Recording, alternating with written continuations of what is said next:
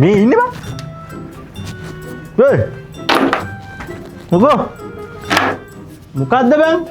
ආතපොළ ගැටලන්න කල්පනාව? ඒකනේ බා. අපි වගේ පොඩක් චිල් එකේ ඉඳා. මොකෝ කෙසේ? නෑ බං.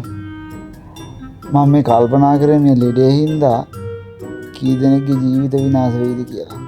ලෙඩේ? මුල ලෙඩේද බං? ඔබට කියන්න බැරි මොකක්ද තියෙනවද?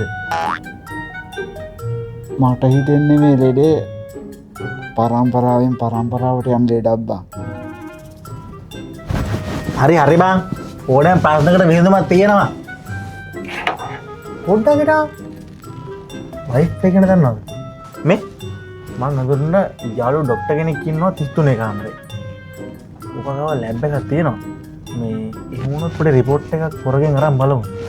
හැබැයි පුතෝ මේ රිපෝට් එක පොසිටිව් වුණොත් නම් ඉතින් වයිපරේට කියන්නේ නැහැ. ඔබ මේ මොන කෙහෙල් මාර්ද බං කතා කරන්නේ? මම මේ ඉන්නේ වෙන ප්‍රශ්නයක. ඒක නෙවෙයි නම් ප්‍රශ්නේ හරියට කියහංකෝ. නෑ බං. දැන් දෙසැම්බර් මාසෙත් ආවනේ. ගෙතේ? මේ නත්තල් කාලේනේ බං. ඒකද බං තියෙන ප්‍රශ්නේ.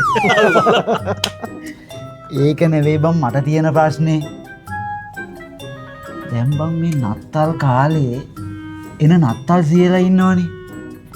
ඒ හැම නත්තල් සීයා කෙනෙකුටම හෝ ගල කැස්සක් තියෙනවා.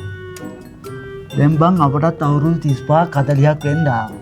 ඈ මෙච්චර තාක්ෂණයේ දියුණුව එකේ මේ කැස්සට කවුරුත් බෙහෙතක් හොයාගත්තේ නැහැ. ඔන්න බලපන් තව අවුරුදු 10ක් 15ක් යනකොට මේ ලෝකෙම්ම නත්තල් සීලා නැත්තරම නැති වෙනවා ඈ.